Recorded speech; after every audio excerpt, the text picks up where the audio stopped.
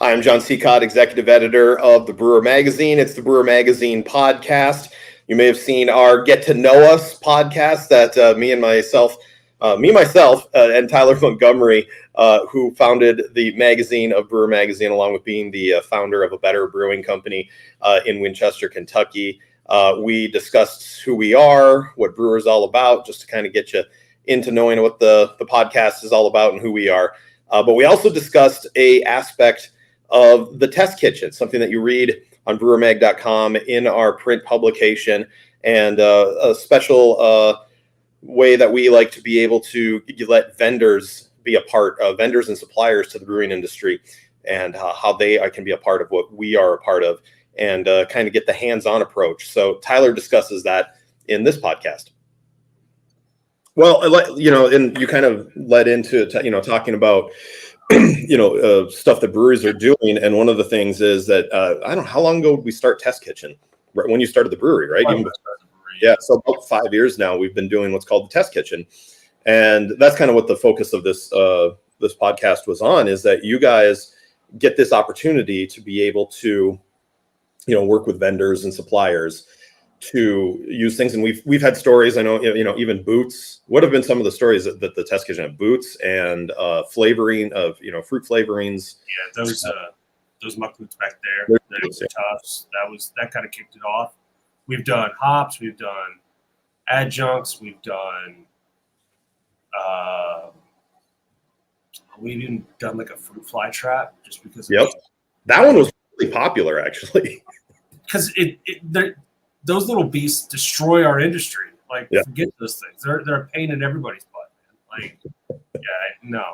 I hate those stupid things. And we're already talking about it, and spring isn't even sprung in Kentucky yet. Right.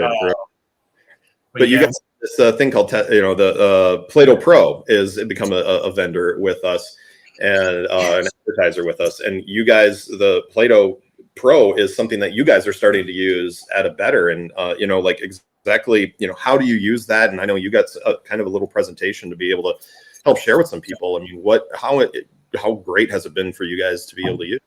Yeah, I mean, we've had a really good relationship with PLAATO for a while on the magazine side. And we started having a conversation, and having a 10 barrel, when we were small on the barrel and a half system, there was only so much we could play with.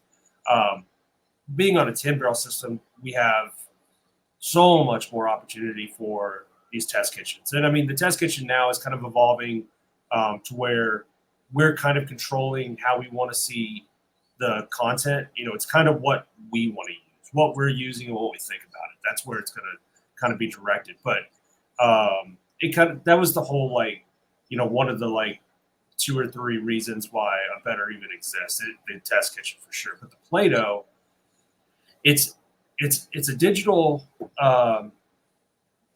The way I could easily describe it is it digitally tracks your fermentation.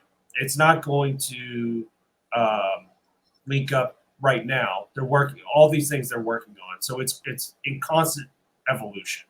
But where it stands now is it's not adjusting your temp on demand, so it's not doing like a digital adjustment for you.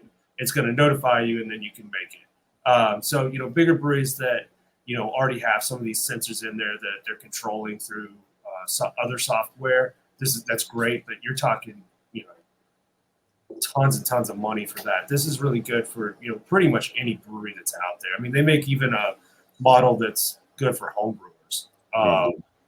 But the Model Pro that we're using, the PLAATO Pro, what we did with it, we hooked it up to our 4th tank. This is also a 10 barrel tank. We've used it on 3 batches now. We used it on our Wee Heavy that we made for St. Patrick's Day. We used it for Zero, which is a red ale that's one of our flagships. And then we used it for our cider. Here, I can show the screen, actually. Yeah, so this is what it looks like when you log into the back. Actually, it kind of looks like this is where it takes you in the very beginning. So it'll show your fermenter. Of course, fermenter 4 is offline. You can change the names on all this stuff if you want. But these are the batches that we've done. So I said Wee Bit Scottish, which is our wee heavy, Fanny Cole, which is our cider, and Zero, which is our red ale. So, it immediately gives you your starting gravity. You tell it where you want to be, and then it basically tracks all of your fermentation.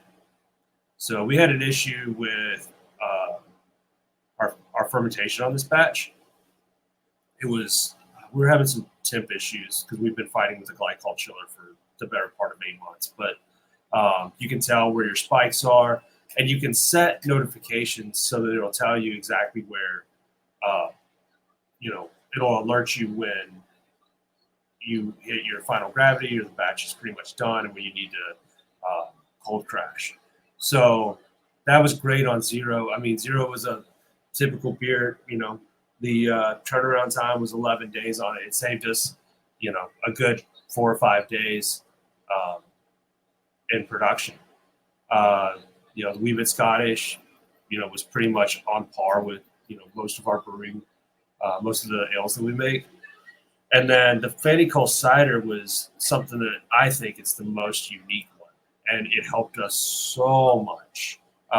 Cider's huge for us. I mean, it's usually, it makes up usually our top seller inside the tap room. We don't distribute it all that much. We send it out to one local location. But that's pretty much all we do. But it's so big inside of our tap room. So getting it right was everything to us.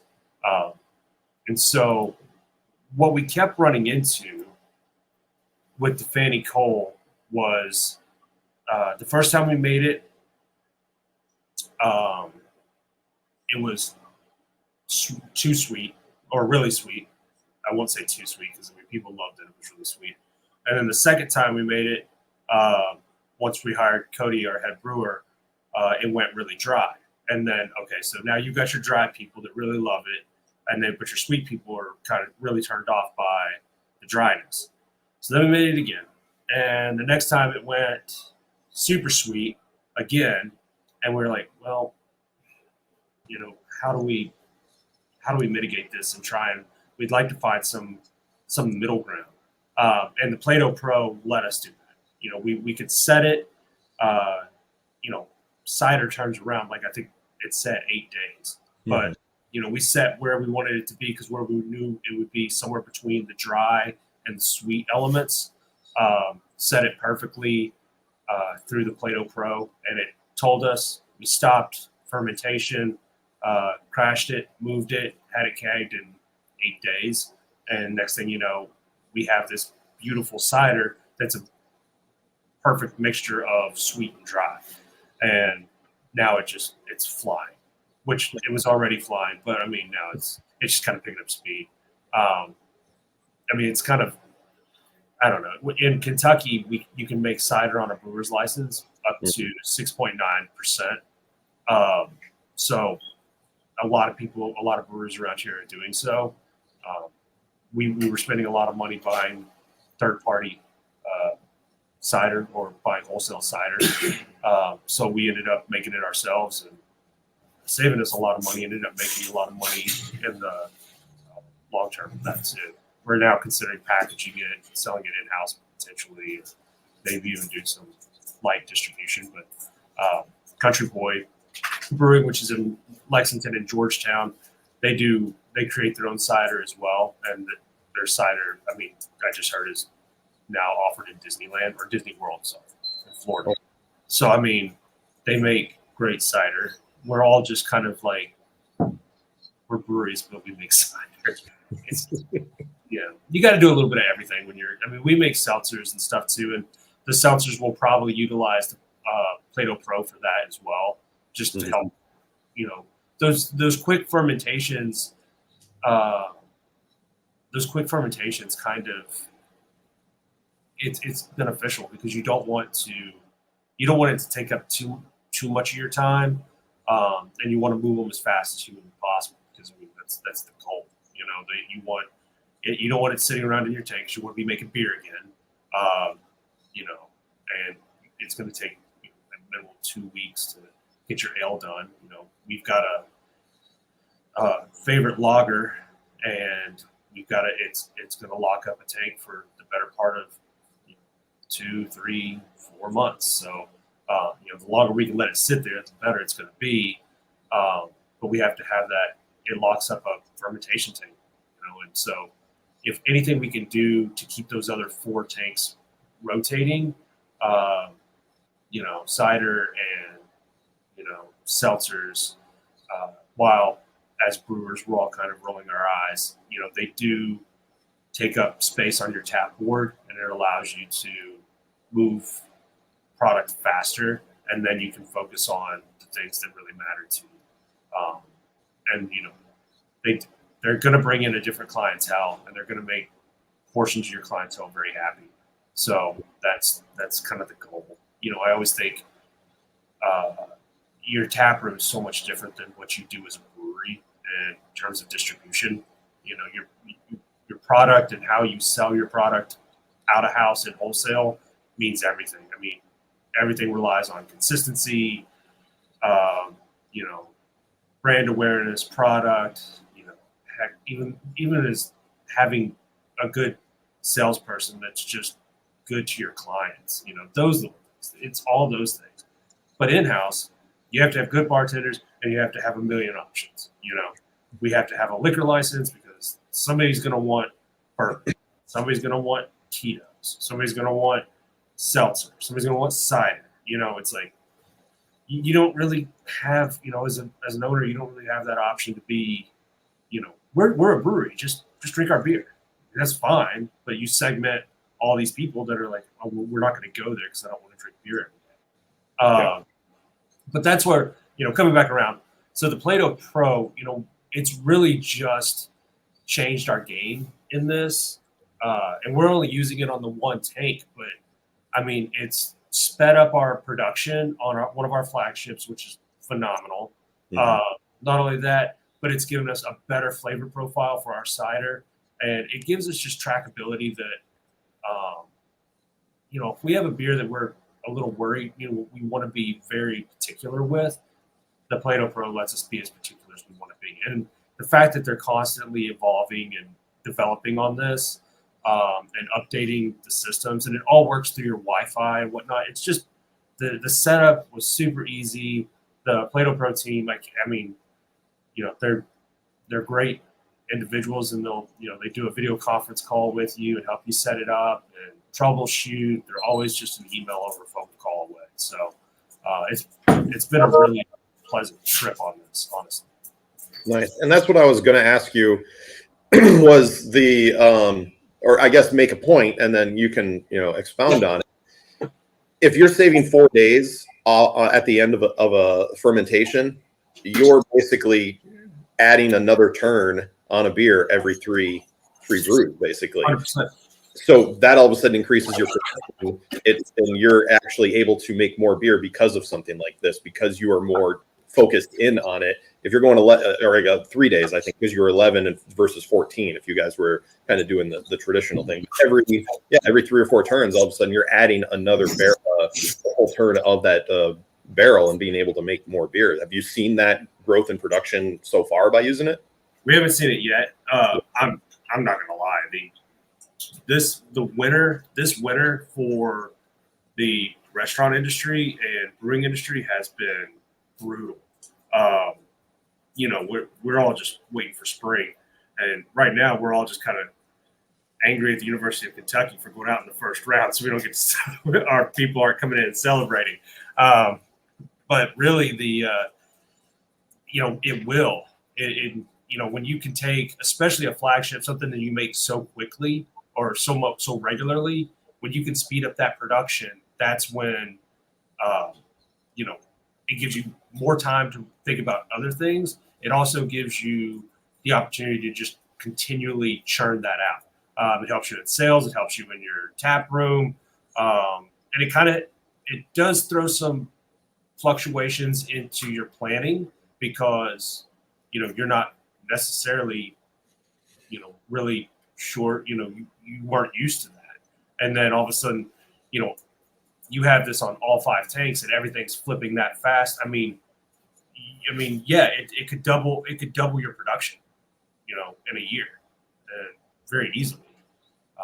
So you need to be planning, if you're going to use this, you might want to be planning for increasing cooperage or picking up some placements inside other distributors, or getting your beer out there more. Well, that's cool. You're going to have that opportunity. What, and I guess I just looking at Test Kitchen for the future, is there other stuff that you guys are starting to work on that you're thinking about, or is PLAATO Pro kind of been, I know you wanted to kind of make this your baby for a while, to be able to expound on, and you've done it in writing and now doing it here with the video podcast as well. Yeah, I mean, for the PLAATO Pro, we're going to put in a lot of work on this. It just came out in the March-April issue, so there's some good insights, an interview from our head brewer, Cody Thompson, on what he thought about it, his pros and cons, and using the system. So this podcast is a little bit of the last bit of it.